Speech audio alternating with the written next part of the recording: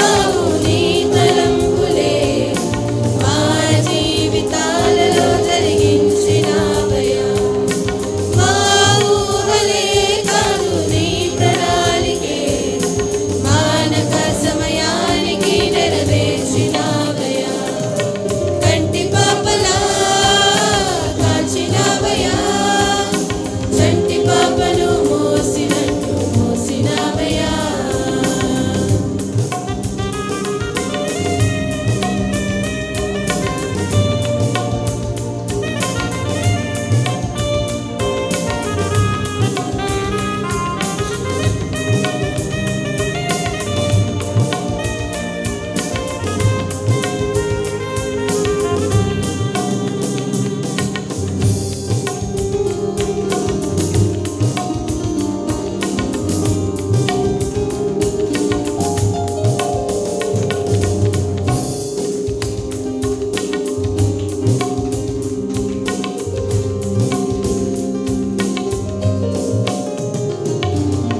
ఎన్నో ఏళ్ళుగా ఎదురు చూసాముగా, ఆశలే అడి ఆశలవ్వగా సోలిపోయాముగా. దారే కనక ఆగిపోయాముగా, అంధకారమే అణువుకోగా అలసిపోయాముగా. అనుదినమున నీ మాటలే ఆదరించి నడిపించగా, అణగారిన మా ఆశలన్నీ చిగురింపజేసగా. ప్రతి క్షణమున నీ సన్నిధే ధైర్యపరిచి బలపరచగా, చితికిన మా జీవితాలను వెలిగింపజేసగా. కన్నీరు తుడిచినావు, నాట్యముగా మార్చినావు, ఎనలేని ప్రేమ మా పైన చూపి కంటి పాపలా మార్చినావయ్యా. చంటి పాపను మోసినట్టు మోసినావయ్యా. చేతి నీడలో దాచినావయ్యా, తోడుగా మా ముందరే నడిచినావయ్యా. పోషించినావయ్యా, బలపరిచినావయ్యా. భయము వలదని ధైర్యమునిచ్చినావయ్యా. నడిపించినావయ్యా, కాపాడినావయ్యా. కోట మంచులో విజయమునిచ్చినావయ్యా. మా తలంపులు కావు నీ తలంపులే మా జీవితాలలో జరిగించినావయ్యా. మా ఊహలే కాదు నీ ప్రణాళికే మానక సమయానికి నెరవేర్చినావయ్యా. కంటి పాపలా కాచినావయ్యా, చంటి పాపను మోసినట్టు మోసినావయ్యా.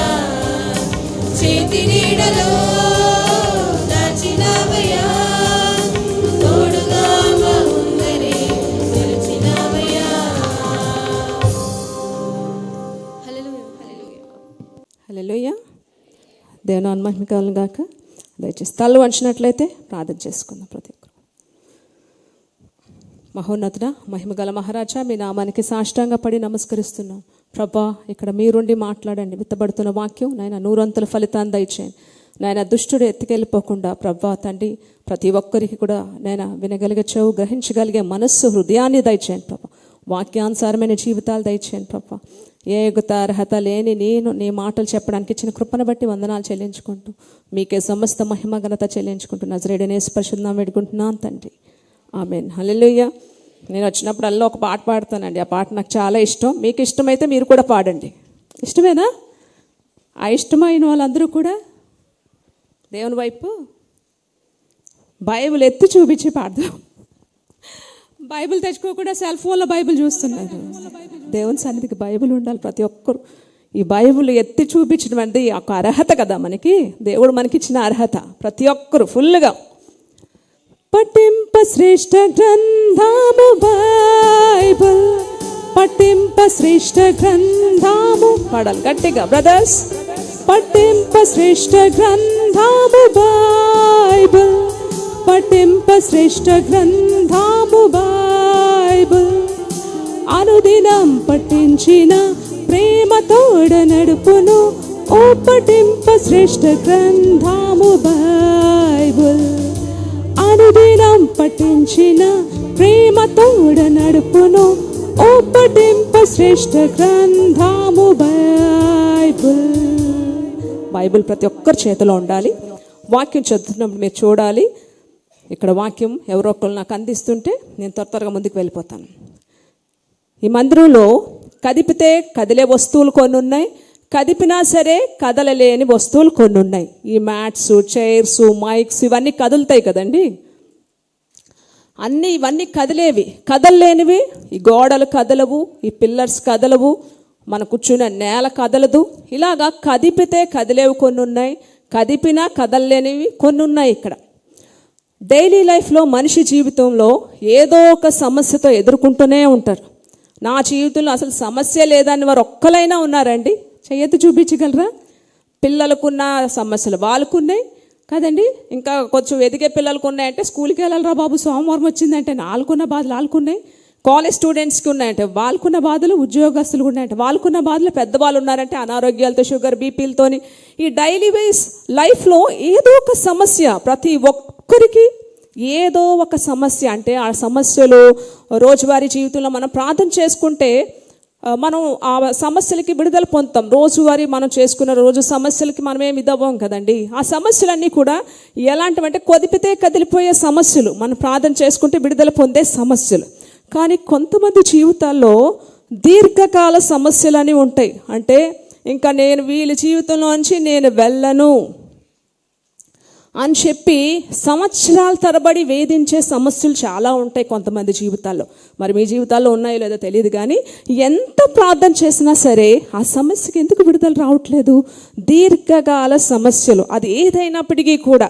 అంటే దీర్ఘకాలమైన వ్యాధులతో బాధపడతారు కొంతమంది. ఇంకా రోజు ఆ వ్యాధి అనేది ఆ మనిషిని వదిలిపోదు. ఇంకా ఏదైనా పోద్దు, కానీ సంవత్సరాల తరబడి వ్యాధులతో బాధపడుతూ ఉంటారు, దీర్ఘకాల వ్యాధులు. ఇంకా దీర్ఘకాలంగా భర్తలు మారకపోవడం అనేది అదొక సమస్యే.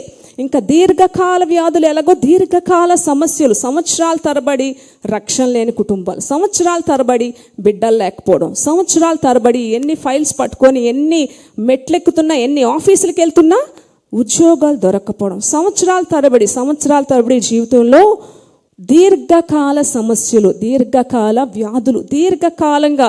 ఇంకా ఏంటంటే గోడలు, కొండలు, బండలు లాంటి సమస్యలు, అవేంటంటే కదలవి. ఇంకా సంవత్సరాల తరబడి మనుషులు ఇంకా కూర్చొని ఉంటాయన్నమాట. ఎంత ప్రార్థన చేసినా విడుదల లేని దీర్ఘకాల సమస్యలు. రోజువారీ జీవితంలోనే సమస్యలు వేరు, సంవత్సరాల తరబడి మనిషి జీవితంలోంచి కదలని సమస్యలు పోవాలంటే ఏం కావాలి?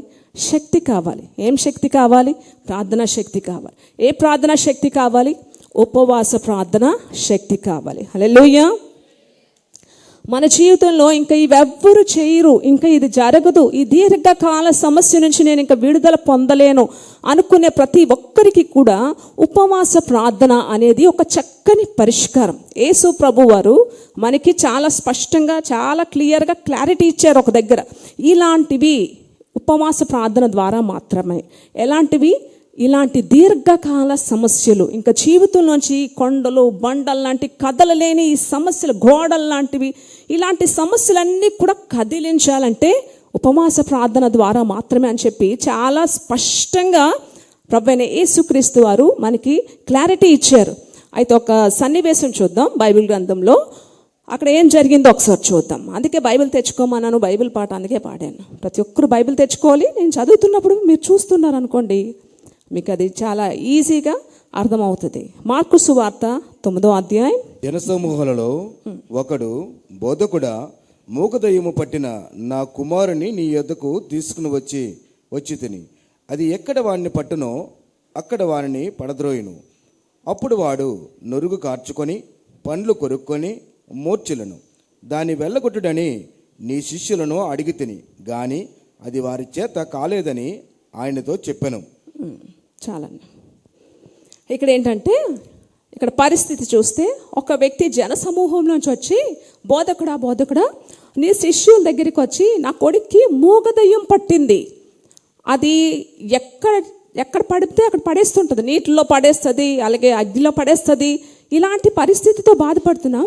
సో నీ శిష్యులు అంటే నీతో ఉన్నారు కదా, నీ ద్వారా అనేకమైన అద్భుతాలు జరుగుతున్నాయి, నీ శిష్యులు అంటే నీ శిష్యుల ద్వారా కూడా జరుగుతాయని చెప్పి నీ శిష్యుల్ని నా కొడుక్కి ఇలాగ మూగదయ్యంతో బాధపడుతున్నాడు వెళ్ళగొట్టండి అని అంటే వెళ్ళగొట్టలేకపోయారు అనగానే యేసుప్రభు ఏం చేస్తారంటే ఆ వెయిటర్ని నా దగ్గర తీసుకురండి అని చెప్పి యేసుప్రభు అక్కడ స్వస్థపరచడం అంతా జరుగుతుంది. ఇక్కడ ఒక ప్రశ్న ఏంటంటే యేసు ప్రభు శారీరకంగా ఈ లోకంలో ఉన్నారు, దైవత్వంతో ఉన్నారు, కానీ ఒక మానవునిగా ఈ లోకంలో ఉన్నారు. యేసు ప్రభుతో పాటు శిష్యులు కూడా ఉన్నారు. మరి యేసు ప్రభు చేయగలిగిన కార్యం శిష్యుల ద్వారా ఎందుకండి జరగలేదు? శిష్యుల ద్వారా ఎందుకు జరగలేకపోయింది? ఈ ప్రశ్న నాకు వచ్చింది కాదు, కానీ ఏకంగా శిష్యులకే వచ్చిందట ఈ డౌట్. వచ్చి ఎక్కడ అడుగుతున్నారు ఏం చూద్దాం మరొకసారి. మార్కు సువార్త ఈ డౌట్ ఏకంగా శిష్యులకే వచ్చింది. ఆ డౌట్ చూద్దాం, దానికి ఎలాంటి క్లారిటీ ఇచ్చారో యేసు ప్రభు చూద్దాం. మార్కు సువార్త 9వ అధ్యాయం 28-29 వచనాలు. ఆయన ఇంటిలోనికి వెళ్ళిన తర్వాత ఆయన శిష్యులు మేమెందుకు ఆ దయ్యమును వెళ్ళగొట్టలేకపోతామని ఏకాంతమున ఆయనను అడిగిరి. అందుకు ఆయన ప్రార్థన వలనే గాని మరి దేని వలనను ఈ విధమైనది వదిలిపోట అసాధ్యమని వారితో చెప్పాను. ప్రార్థన వలననే అంటే ఏం ప్రార్థన అంటే కిందనే ఉంది ఫుట్ నోట్లో, ఉపవాస ప్రార్థన వలననే ఈ డౌట్ శిష్యులకు వచ్చిందంట. బోధకుడా నీతోనే కదా ఉన్నాం, మేమెందుకు వెళ్ళగొట్టలేకపోయాము ఆ యొక్క దయ్యాన్ని, మోగ దయ్యాన్ని అంటే అప్పుడు యేసుప్రభు ఏమంటున్నారు? ప్రార్థన వలననే అంటే ఉపవాస ప్రార్థన వలననే మాత్రమే. ఎలాంటి సమస్య అండి ఇది? అక్కడ అడిగితే కనుక కదా, అక్కడ చూస్తే కనుక ఎంతకాలం నుంచి యేసుప్రభు అడుగుతారు, మీ అబ్బాయికి ఎంతకాలం నుంచి ఈ యొక్క సమస్య బాధపడుతున్నారు అని అంటే ఏమని చెప్తున్నాడండి? బాల్యం నుండి అంటే చిన్నప్పటి నుంచి ఈ సమస్యతో బాధపడుతున్నా అంటే ఈరోజు 17-18 సంవత్సరాలు వచ్చి ఉంటాయి ఆ అబ్బాయికి. 17-18 సంవత్సరాలు అనుకుందాం మనం. బాల్యం నుండి అంటే చిన్నప్పటి నుంచి కూడా ఆ యొక్క మూగ దయ్యంతో ఆ బిడ్డ బాధపడుతున్నాడు. నీళ్ళల్లో తోసేస్తుంది, నిప్పుల్లో తోసేస్తుంది, నొరగ కక్కుకొని ఎక్కడ పడితే అక్కడ పడిపోతుంటాడు, విలవిలా కొట్టేసుకుంటుంటాడు. ఇంత భయంకరమైన పరిస్థితితో ఎప్పటి నుంచి బాధపడుతున్నాడు ఈ అబ్బాయి అని యేసుప్రభు అడుగుతుంటే, బాల్యం నుండి అంటే చిన్నప్పటి నుంచి. అది దీర్ఘకాల సమస్య, రోజువారీ సమస్య అండి?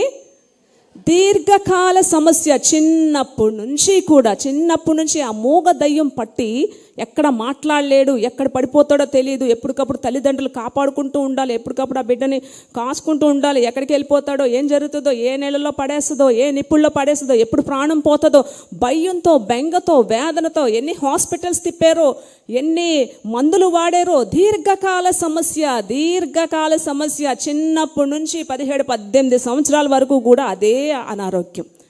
యేసుప్రభు ఏం చెప్పారు? ఇలాంటివి మామూలుగా పోవు, ఇలాంటి చిన్న సమస్య కాదు ఇది. ఇలాంటిది పోవాలంటే ఉపవాస ప్రార్థన ద్వారా మాత్రమే ఇలాంటివి పోతాయి అని చెప్పి ఇక్కడ యేసుప్రభు చాలా క్లియర్గా చెప్పారు. శిష్యుల ద్వారా పోకపోవడానికి, యేసుప్రభు ద్వారా ఈ కార్యం జరగడానికి. దీనికి ముందు యేసుప్రభు చూస్తే గనక 40 దినాలు ఉపవాస ప్రార్థన ముగించుకున్న తర్వాత జరిగిన అద్భుతాలు. హల్లెలూయా. యేసుప్రభు 40 days ముందు అద్భుతాలు ఏమీ జరగలేదు. 40 days ఉపవాస ప్రార్థన ముగించుకున్న తర్వాత మొట్టమొదటి అద్భుతం ఎక్కడ జరిగిందండి? ఎవరికైనా ఐడియా ఉందా? కనాన్లో జరిగింది మొట్టమొదటి అద్భుతం. దాని తర్వాత చనిపోయిన వాళ్ళు లెగడం, యాయిరు కుమార్తె, తర్వాత రక్తస్రావం కలిగిన స్త్రీ, దీర్ఘకాల రోగాలన్నీ పోయాయి. రక్తస్రావం కలిగిన స్త్రీకి ఎన్ని సంవత్సరాల నుంచి అండి? అన్ని యేసు ప్రభు ఫాస్టింగ్ ఉన్న తర్వాత జరిగిన స్వస్థతలన్నీ కూడా దీర్ఘకాల సమస్యలే. కొండలు, బండలు, ఇంకా ఎవరు కదల్చలేనివి అప్పుడు జరిగాయి ఉపవాస ప్రార్థన తర్వాత. ఆ యొక్క రక్తస్రావం కలిగిన స్త్రీ ఎన్నో సంవత్సరాల నుంచి బాధపడుతుంది. పుట్టి గుడ్డివాడు, పుట్టి నుంచి కుంటివాడు, పుట్టిన దగ్గర నుంచి గుడ్డివాడు, పుట్టిన దగ్గర నుంచి కుంటివాడు, కుష్టి రోగులు, ఇవన్నీ కూడా దీర్ఘకాల సమస్యలు. చనిపోయిన వారు లేగడం అంటే ఎంత గొప్ప విషయం. ఇలాంటి సమస్యలన్నీ కూడా, ఇలాంటి స్వస్థతలన్నీ ఎప్పుడు జరిగాయి అంటే యేసు ప్రభు 40 దినాలు ఉపవాసం ఉన్న తర్వాత జరిగిన కార్యాలు. మరి యేసు ప్రభువుకే ఉపవాసం అవసరం అయితే ఈ లోకంలో మనుషులుగా ఉన్న మనకే ఉపవాసం అవసరం లేదా అండి? ఈ ఆధునిక దినాల్లో ప్రతి ఒక్క తల్లిదండ్రులు, ప్రతి ఒక్క సంఘాల్లో క్రైస్తవులకే కానీ విశ్వాసులకే కానీ ప్రార్థన అనేది మరుగైపోయింది. ఉపవాస ప్రార్థన అనేది కనుమరుగైపోయింది. బాబు ఉపవాసం ఉండు అంటే తల్లిదండ్రులే చెప్పేస్తారు, అమ్మో మా బాబు చాలా వీక్ అండి, అసలు ఉపవాసం ఉండలేడు. మా అమ్మాయి ఒక్క పూట తినకపోతే కళ్ళు తిరిగి పడిపోద్దండి. ఈ ఈ లోకంలో పేరు ప్రఖ్యాతుల కోసం, బిరుదుల కోసం తల్లిదండ్రులు అన్ని రంగాల్లో ట్రైనింగ్లు ఇస్తున్నారు పిల్లలకి. నువ్వు బాగా పైకి రావాలి, నువ్వు బాగా సంపాదించాలి, నువ్వు ఆ ట్రైనింగ్కి వెళ్ళు, ఈ ట్రైనింగ్కి వెళ్ళు, ఎంత కష్టమైనా సరే నువ్వు ట్రైనింగ్కి వెళ్ళాలి, నువ్వు పైకి రావాలి. ఎలాంటి ట్రైనింగ్లు అంటే ఆకలి దప్పులైనా ఏదైనా సరే నువ్వు ఎలాగైనా సాధించాలి. దేనికోసం? ఈ లోకంలో పేరు ప్రఖ్యాతుల కోసం, బిరుదుల కోసం, ఈ లోకంలో రాజ్యాల కోసం, ఈ లోకంలో పేర్ల కోసం, గౌరవాల కోసం, పదవుల కోసం ఎంతోమంది మన యొక్క ఫ్రీడమ్ ఫైటర్స్ అవ్వచ్చు, మన యొక్క నాయకులు అవ్వచ్చు, ఉప్పు సత్యాగ్రహాలు, ఉపవాసాలు, సత్యాగ్రహాలు ఎన్ని చేశారండి? దేనికోసం? ఈ లోకంలో బిరుదులు, దేశాన్ని సంపాదించుకోవాలి, రాజ్యాన్ని ఆక్రమించుకోవడం కోసం కడుపు మార్చుకున్నారు, ఉపవాసాలు ఉన్నారు. దేవుని రాజ్యాన్ని కట్టడానికి ఒక నిజమైన క్రైస్తవుడు దేనికోసం ఉపవాసం ఉండాలండి? ఆత్మల రక్షణ కోసం ఉపవాసం ఉండాలి. ఒక నిజమైన క్రైస్తవుడు దేవుని రాజ్యాన్ని కట్టడానికి ఉపవాసం ఉండాలి. ఆత్మల సంపాదన కోసం ఉండాలి ఉపవాసం. దీర్ఘకాల వ్యాధులు మీ జీవితంలో ఇంకా ఎక్కడికి వెళ్ళినా బాగుపడదు అనే ఈ యొక్క వ్యాధుల కోసం ఉపవాస ప్రార్థన చక్కటి పరిష్కారం. పిల్లలు పుట్టరు, ఎక్కడికి వెళ్ళినా ఇంకా పిల్లలు పుట్టరు, చక్కని పరిష్కారం. ఉద్యోగం రాదు నా జీవితంలో, చక్కని పరిష్కారం. ఇంకా నా జీవితంలో నా భర్త మారడు, చక్కని పరిష్కారం. ఏంటండి? ఉపవాస ప్రార్థన. కొంతమంది జీవితాల్లో వెంటనే దేవుని చిత్తాలు జరుగుతాయి. కొన్నిసార్లు దేవుడు మన జీవితంలో పరీక్షిస్తుంటాడు, ఆయన చిత్తాన్ని మన జీవితంలో పరీక్షిస్తుంటాడు. ఆ పరీక్షకి మనం నెగ్గాలి. హల్లెలూయా. ఒక మనిషి చెడిపోవాలన్నా డబ్బే కారణం, ఒక మనిషి బాగుపడాలన్నా డబ్బే కారణం. సొలొమోను బాగుపడడానికి ఏది కారణమైంది? జ్ఞానమే. సొలొమోను చెడిపోవడానికి కారణం ఏంటి? డబ్బు కదండి.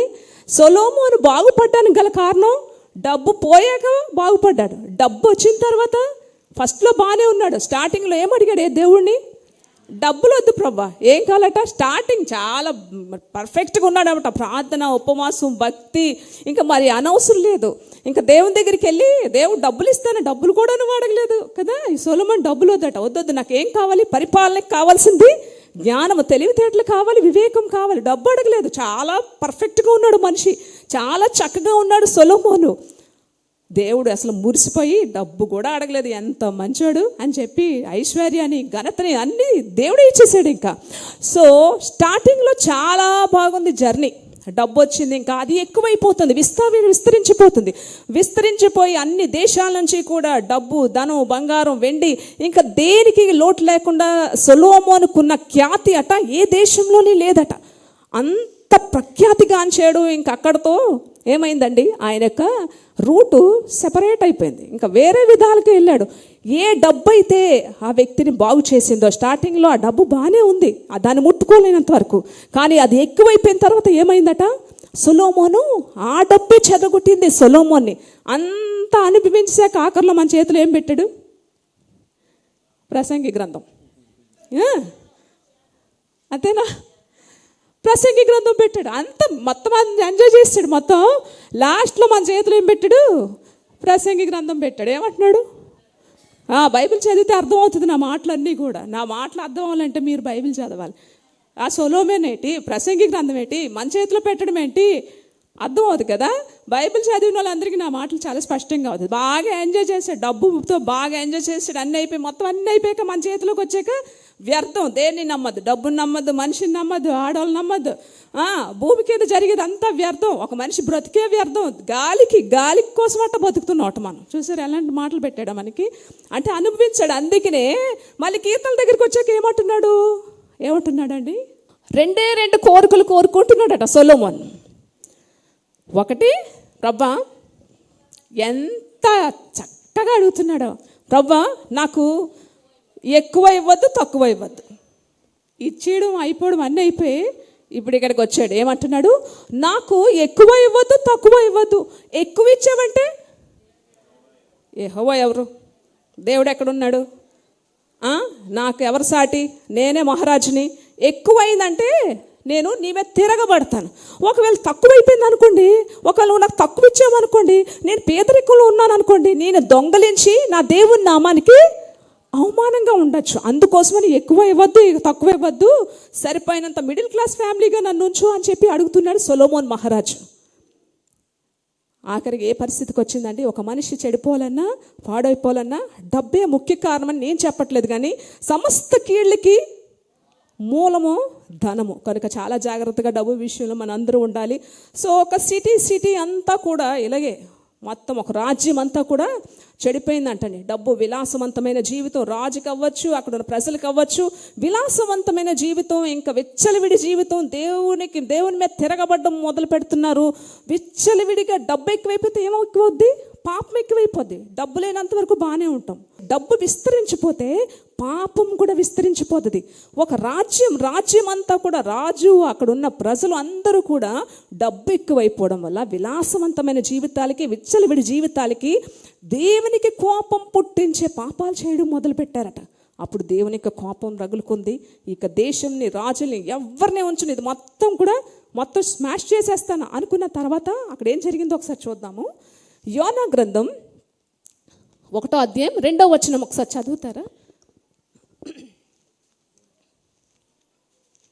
యోనా గ్రంథం 1వ అధ్యాయం 2వ వచనం. నినివే పట్టణస్థుల యొక్క దోషము నా దృష్టికి ఘోరమైనది గనుక నీవు లేచి నినివే మహాపట్టణమునకు పోయి దుర్గతి కలుగునని ప్రకటింపుము. చూసారా, నినివే పట్టణస్థుల యొక్క దోషము నా దృష్టికి ఘోరమాయను.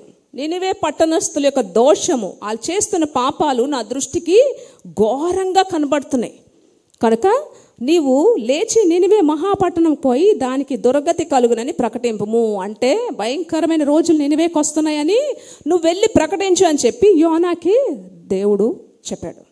ఆ తర్వాత ఏం జరిగిందో మన అందరికీ మధ్యలో తెలుసు. యోనా ఏమో నినివేకి వెళ్ళమంటే ఎక్కడికి వెళ్ళాడండి? తర్షీస్కి పారిపోయాడు. నేను వెళ్ళను అక్కడికి అని చెప్పి. సో ఆ తర్వాత చేప మింగేయడం ఇదంతా మనకు తెలుసు. మనం డైరెక్ట్గా ఇక్కడ ఈ మ్యాటర్ దగ్గరికి వచ్చేద్దాం. తర్వాత అక్కడ యోనా వచ్చి నినివేలో వచ్చి ప్రకటించాడు, ఇలా జరగబోతుంది, మీకు డబ్బు ఎక్కువైపోయి మీరు దేవుని దృష్టికి ఇష్టం వచ్చిన నీచమైన పనులు చేస్తున్నారు కాబట్టి కొద్ది రోజుల్లోనే నినివే మొత్తం కాల్చివేయబడుతుంది, ఇంకా ఎవరు మిగలరు, మీ ఇష్టం అనుకొని వెళ్ళిపోయాడు. తర్వాత ఈ వార్త విన్న తర్వాత ఈ నినివే ప్రజలు ఏం చేశారో చూద్దాం. ఇప్పుడు చూద్దాం. యోనా 3:4-10 వచనాలు. ఇది చాలా ఇంపార్టెంట్ మ్యాటర్, ఇది అందరూ చదవాలి. యోనా పట్టణములో ఒక దిన ప్రయాణము అంత దూరము సంచరించుచు ఇక 40 దినములకు నినివే పట్టణము నాశనమగునని ప్రకటన చేయగా నినివే పట్టణపు వారు దేవుని యందు విశ్వాసముంచి ఉపవాస దినము చాటించి గనులేమి అల్పులేమి అందరూ గోనెపట్ట కట్టుకునిరి. ఆ సంగతి నినివే రాజుకుని వినబడినప్పుడు అతడును తన సింహాసనం మీద నుండి దిగి తన రాజవస్త్రము తీసివేసి గోనెపట్ట కట్టుకొని బూడిదలో కూర్చుండెను. మరియు రాజైన తామును ఆయన మంత్రులను ఆజ్ఞయ్యగా ఒకవేళ దేవుడు మనస్సు త్రిప్పుకొని పశ్చాత్తాపతుడై మనము లయము కాకుండా తన కోపాగ్ని చల్లార్చుకును కనుక మనుషులు ఏది పుచ్చుకొనకూడదు, పశువులు కానీ ఎద్దులు కానీ గొర్రెలు కానీ మేత మేయకూడదు, నీళ్లు త్రాగకూడదు. మనుషులందరూ తమ దుర్మార్గములను విడిచి తాము చేయు బలాత్కారమును మానివేయవలను. మనుషులనేమి పశువులనేమి సమస్తమును గోనెపట్ట కట్టుకొనవలను. జనులు మనపూర్వకముగా దేవుణ్ణి వేడుకొనవలను అని దూతలు నినివే పట్టణములో చాటించి ప్రకటన చేసిరి. ఈ నినివే వారును తమ చెడు నడతలను మానుకొనగా వారు చేయుచున్న క్రియలను దేవుడు చూచి పశ్చాత్తాపతుడై వారికి చేయునని తాను మాట ఇచ్చిన కీడు చేయక మానెను. హల్లెలూయా. గట్టిగా చప్పట్లు కొట్టి దేవునిస్తాం. మొత్తం పరిస్థితి మొత్తం తారుమారైపోవడానికి కారణం ఏంటండి? చెప్పాలి గట్టిగా. ఉపవాస ప్రార్థన. మొత్తం అనుకున్నదంతా కూడా మారిపోయింది. అంతా కూడా యోనా అక్కడ చాలా బాధపడిపోయాడు. నేను వెళ్ళి చెప్పాను ఇక్కడ నినివే ప్రజలకు, దేవుడు చెప్పింది, నేను చెప్పిన మాట అబద్ధం అయిపోయిందని చెప్పి యోనా బాధపడిపోయాడు. కానీ ఇక్కడ దేవుడు ఒక సొర చెట్టు ద్వారా యోనాకు కూడా ఒక స్టోరీ, ఒక లెసన్, ఒక కథని దేవుడు నేర్పించాడు యోనాకు కూడా. అయితే చూడండి, ఇంత భయంకరంగా పాపం చేసిన నినివే ప్రజలు వెంటనే ఏం చేశారు? దేవుడు ఏం చేస్తాడులే అనుకున్నారా? వెంటనే దేవునికి భయపడ్డారు. దేవుడు అనుకునేది తప్పకుండా జరుగుతుంది అని చెప్పి రాజు వెంటనే ప్రకటించాడు. ప్రతి ఒక్కరు కూడా, ప్రజలు కానీ, చిన్నపిల్లలు కానీ, ఆవులు కానీ, గొర్రెలు కానీ, మేకలు కానీ, దేనికి కూడా మేత వేయకూడదు, మంచినీళ్ళు ఇవ్వకూడదు, ఏమీ పెట్టకూడదు. మనం ఉపవాసం ఉందాం, అందరూ ఉపవాసం ఉందాం. దేవుడు ఒకవేళ పశ్చాత్తాపుడై మనకి చేయాల్సిన కీడు చేయడేమో అని చెప్పి దేవుని దగ్గర వారు తగ్గించుకున్నారు. రాజు కూడా ఏం చేశాడట, రాజు వస్త్రాలు తీసి ఏం వేసుకున్నాడు, గోనె పట్ట వేసుకున్నాడు. గోనె పట్ట వేసుకోవడం అంటే అది తగ్గింపుకు గుర్తు. రాజు అనేది రాజరికానికి గుర్తు. ఆ రాజరికాని వస్త్రాలు పక్కన పెట్టి, ఆ కిరీటాన్ని పక్కన పెట్టేసి, గోనెలు అంటే మనం గోనెలు దేనికి వాడతాం, ఫుట్ మ్యాట్స్ దేనికి వాడతాం, కాలు తుడుచుకోవడానికి కదా వాడతాం. కాలు అంటే చెత్త అంతా కూడా, మన కాలు చెత్త అంతా కూడా తుడుచుకుంటాం కదా, దాన్నేమి మనం మంచి ప్లేస్లో ఉపయోగించాం. కాలు తుడుచుకోవడానికి వాడేది. అంటే అంతగా తగ్గించుకున్నారు. అది ఒంటి మీద వేసుకున్నారంటే వాళ్ళ జీవితాల్లో వాళ్ళు గర్వం అంతా కూడా పక్కన పడేసి గోనెలు ఒంటి మీద వేసుకున్నారంటే వారి జీవితాల్లో అన్నీ విడిచిపెట్టి తగ్గించుకున్నారు. గనుకనే దేవుడు ఏం చేశాడట, పశ్చాత్తాపుడై తాను చేయాలనుకున్న కీడును చేయకుండా మానివేశను. హల్లెలూయా. దీని అంతటికీ గల కారణం ఉపవాస ప్రార్థన అంటే చిన్న విషయం అనుకుంటున్నారా? మన యొక్క ఆహారం త్యాగం చేయడం, సాక్రిఫైస్ చేయడం. మనం తినే ఆహారం పక్కన పెట్టి ఆకలితో ఉండి దేవునికి మొర్రపెట్టడం. అందుకనే నినివే ప్రజల మీదకి వచ్చే ఆ యొక్క భయంకరమైన ఉగ్రతని దేవుడు రాకుండా చేశాడంటే ఉపవాస ప్రార్థనలో ఎంత శక్తి ఉందో మీరు గ్రహించాలి. రాణి అయిన ఎస్తేర్ ఎందుకు చేసింది ఉపవాస ప్రార్థన? మొదటికే నీతో నాకేం పని, నేను రాణిని అయిపోయాను కదా, నాకు ఈ యూదులతో ఏం సంబంధం, నేను ఇక్కడ చాలా హ్యాపీగా ఉన్నాను, రాజరికాన్ని అనుభవిస్తున్నాను, వైభోగ్యాలు అనుభవిస్తున్నాను, ఇక్కడ చాలా లగ్జరీగా ఉంది నా లైఫ్. ఒకప్పుడైతే చిన్న ఇంట్లో ఉండేదాన్ని, నాకేం ఉండేది కాదు, ఆకలితో ఉండాలి, అసలు మంచి బట్టలు ఉండేవి కదా, ఏమీ కాదు, ఇక్కడ రాణిని అయిపోయి నాతో నీకేం సంబంధం, ఈ యూదులతో నాకేం సంబంధం అనుకోలేదు. ఏం చేసిందండి, తన రాజరికమైన వస్త్రాలు తీసి తను కూడా తన చెలికత్తలతోని ఉపవాసం 3 రోజుల నుండి మీరంటూ ఉపవాసం ఉండండి అని ఎందుకు చాటించింది? తను కూడా కుట్రలు చేయొచ్చు కదా, చేసి హామాన్ చంపడం పెద్ద విషయం అంటారా ఒక రాణి అయినేస్తారికి? కానీ ఏంటి ఇక్కడ, దేవుడు దిగాలి, దేవుడు దిగి చేయాలి. దేవుడు చేస్తే ఇక్కడ పర్మనెంట్గా ఉంటుంది. రాణి అని ఎస్తేర్ చేస్తే పర్మనెంట్గా ఉంటుంది. దేవుడు దిగి చేయాలంటే ఇవేం చేయాలి, ఉపవాసం ఉండాలి. దేవుడు మీ జీవితంలో కదలలేని ఈ సమస్యలు కదల్చాలంటే మీరేం చేయాలి, ఉపవాసం ఉండాలి. హల్లెలూయా. మొదటికే ఎస్తేర్ యొక్క ఉపవాస దినాలు, ఉపవాసం వారికి యూదుల్ని, రాజ్యాన్ని సంపాదించుకున్నారు, వారి రాజరికాన్ని సంపాదించుకున్నారు, వారు ఉన్నత స్థాయిలోకి వెళ్ళిపోయారు. మోషే యెహోషువ యొక్క ఉపవాస ప్రార్థన జరగలేని అద్భుత కార్యాలు. ఎవరండి, సముద్రం 2 పాయలుగా చీరిపోయిందంటే అది మామూలు విషయమా చెప్పండి? బండలోంచి నీళ్ళు రావడం అంటే, మన్నా కురడం అంటే ఎన్ని గొప్ప కార్యాలు. సూర్యుడు చంద్రుడు సృష్టిని ఆపేసే యెహోషువ మోషే యొక్క ఉపవాస ప్రార్థన. మోషే పైన ఉపవాసం ఉంటే యెహోషువ కిందన ఉపవాసం ఉన్నాడు. వారికి ప్రార్థనలు వ్యర్థమైపోయా? ఇక్కడ జరుగుతున్న 21 రోజు ఉపవాస ప్రార్థన ఎంతమంది ఉంటున్నారో అని మీ యొక్క ప్రార్థనలు వ్యర్థమైపో. మీ జీవితంలో ఏదైతే కదలట్లేదో, మీ జీవితంలో దీర్ఘకాలంగా వేధిస్తున్న సమస్యలకి ఉపవాస ప్రార్థన అనేది చక్కని పరిష్కారం. దేవుడు చేయలేనిది ఏదైనా ఉందా? ఆయనకు అసాధ్యమైనది ఏదైనా ఉందా? ఇది చెప్దామా? ఈ వాక్యం అందరూ ఒకసారి చెప్దామా? యేసు వారిని చూచి ఇది మనుషులకి అసాధ్యం కానీ ఇది దేవునికి సమస్తము సాధ్యము. నమ్మిన వారు గట్టిగా చెప్పాలి, కొద్దిగా ఉంచుతారు. హల్లెలూయా, హల్లెలూయా. మోకాళ్ళ మీదకి వెళ్దాం, ప్రతి ఒక్కరు కూడా మోకాళ్ళ మీదకి వెళ్దాం. ఆనాడు భక్తులందరూ కూడా వారికి ఉపవాస ప్రార్థన ద్వారా సాధించలేని ఘనకార్యాలు ఏమీ లేవు. యేసు ప్రభువుకి ఉపవాస ప్రార్థన అవసరమైంది. ఉపవాస ప్రార్థన ద్వారా ఎన్ని గొప్ప కార్యాలు జరిగాయి. కనుక ఈరోజు ఈ ప్రపంచం అంతరించిపోతుంది, మనం దగ్గరికి వచ్చేసాం. మనం ప్రతి ఒక్కరూ కూడా పిల్లలకు నేర్పించాలి, యవనస్తులకు నేర్పించాలి. వృద్ధాప్యంలో ఉండేవారు వాళ్ళకున్న అనారోగ్యాల వలన ఉపవాసం ఉండలేరు, కానీ యవనస్తులైతే ఉండగలరు. ప్రతి ఒక్కరిని తల్లిదండ్రులు ట్రైనింగ్ ఇవ్వాలి, ఉపవాసం ఉండడం నేర్పించాలి, ఉపవాసం ఉండాలి. నినివే రాజుకి ఉపవాసం అవసరమైంది, నినివే ప్రజలందరికీ ఉపవాసం అవసరమైంది, రాణి అయిన ఎస్తేరుకి ఉపవాసం అవసరమైంది, నెహెమ్యా, మొర్దెకైకి, అనేక మంది భక్తులు బైబిల్ గ్రంథంలో చూస్తే ప్రభువైన యేసుక్రీస్తుకి ఉపవాసం అవసరమైంది. ఈరోజు అంత్య దినాల్లో, అపాయకరమైన ఈ ఆఖరి రోజుల్లో మీకు ఉపవాసం అవసరం లేదా? ఉండాలి. ప్రతి ఒక్కరు కూడా మీ జీవితంలో కదలలేని సమస్య ఇది, ఇంకెవ్వరు చేయలేరు నా జీవితంలో అంటే ప్రభువైన యేసుక్రీస్తు తప్పకుండా మీ జీవితాల్లో ఆ సమస్యని ఆయన తీర్చగల సమర్థుడు, శక్తిమంతుడు. నమ్మాలి, మీరు నమ్మాలి.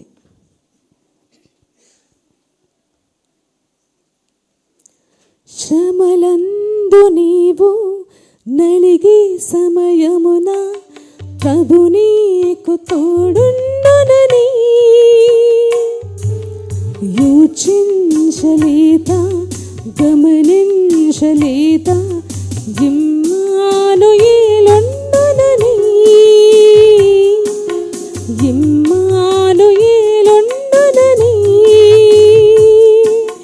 శ్రమలందు నీవు నలిగే సమయమున ప్రభు నీకు తోడుండునని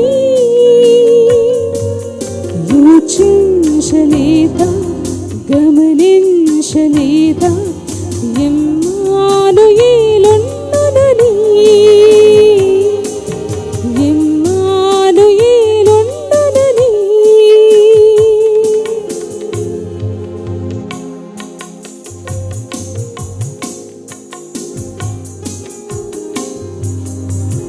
శ్రమల్లో ఒక్కొక్క భక్తుల్ని దేవుడు విడిచిపెట్టకుండా ఏ విధంగా పోషించాడు, ఏ విధంగా వారిని కాపాడుకొని వచ్చాడు, రాజ్యంలో అధికారాలు దేవుడు ఏ విధంగా వారికి ఇచ్చారు.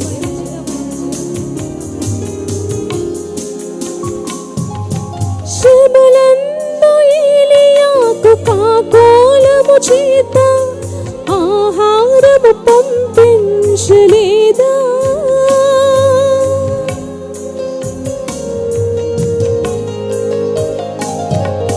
శ్రమలందు ఏలీయాకు కాకోలము చేత ఆహారము పంపించలేదా. ఈనాడు నీకు జీవాహారముతో నీ ఆకలి తీర్చుటలేదా, ఈనాడు నీకు జీవాహారముతో నీ ఆకలి తీర్చుటలేదా. శ్రమలందు నీవు నలిగే సమయమున ప్రభు నీకు తోడుండునని యోచించలేదా, గమనించలేదా, ఇమ్మానుయేలుండునని, ఇమ్మానుయేలుండునని, ఇమ్మానుయేలుండునని, ఇమ్మానుయేలుండునని. శ్రమలందు ఎవ్వరిని విడిచిపెట్టలేదు దేవుడు. ఈరోజు దీర్ఘకాల సమస్యలతో బాధపడుతున్న వారు ఎవరికన్నా సరే మీ చేతులు ఆయన వైపు ఎత్తి చూపించండి, ఆయన వైపు ఎత్తి చూపించండి. దీర్ఘకాలంగా ఈ సమస్యతో నేను బాధపడుతున్నాను. ఏ మనిషి దగ్గరికి వెళ్ళి ఎత్తి చూపించినా, మన చేతులు ఎత్తి చూపించినా, ప్రభా ఏ మనిషి దగ్గరికి వెళ్ళి ఎత్తి మా సమస్య ఎలాగ ఉందయ్యా, సంవత్సరాల తరబడి నాకు ఉద్యోగం రావట్లేదు, సంవత్సరాల తరబడి నా చదువులో విజయం రావట్లేదు, సంవత్సరాల తరబడి బిడ్డలు లేకుండా ఉన్నాను, సంవత్సరాల తరబడి నా జీవితంలో ఎవరికీ చెప్పుకోలేని సమస్య అయ్యా, నీతో చెప్పుకుంటున్నాను. దీర్ఘకాల సమస్యలు అనేకమైనవి దేవుడు విడిపించాడు, విడుదల ఇచ్చాడు. నమ్మిన వారందరూ కూడా మీ చేతులు ఆయన వైపు ఎత్తితే దైవ సేవకురాలు మీ అందరి కోసం ప్రార్థన చేస్తారు. దేవుడు మీ జీవితంలో కార్యం చేస్తాడు. మహాపరిశుద్ధుడా నీకు వందనాలు చెల్లిస్తున్నాం నాయన. చూస్తున్న దేవుడు, వింటున్న దేవుడు, మారని మార్పు చెందిన దేవుడు, నిన్న నేడు రేపు ఒకే రీతిగా ఉన్న దేవుడు నాయన. బిడ్డల చేతులు చాపుతుండగా నీ వైపు చాపుతున్నారు నాయన. మమ్మల్ని చేసిన దేవుడు, మాకు ఊపిరినిచ్చిన దేవుడు నాయన. మా ప్రాణాలు, మా చేతులు మీ వైపే ఎత్తుతున్నాము నాయన. సహాయం చేయండి. చేతులు ఎత్తిన ప్రతి బిడ్డ జీవితంలో గొప్ప అద్భుతాలు జరిగించండి నాయన. నా దీర్ఘకాలం సమస్యలన్నిటి నుంచి విడిపించండి. శత్రువుని యేసునామములో బంధిస్తున్నాను, ఆటంకాలని యేసునామములో బంధిస్తున్నాను ఆయన. గొప్ప విడుదల మీరు ఇవ్వండి, సహాయం చేయండి. అద్భుతాలు వారి జీవితాల్లో చూడగలడు, సహాయం చేయండి. యేసుక్రీస్తు నామమున అడిగి వేడుకొని ప్రార్థిస్తున్నాం తండ్రి. ఆమేన్. హల్లెలూయా, హల్లెలూయా.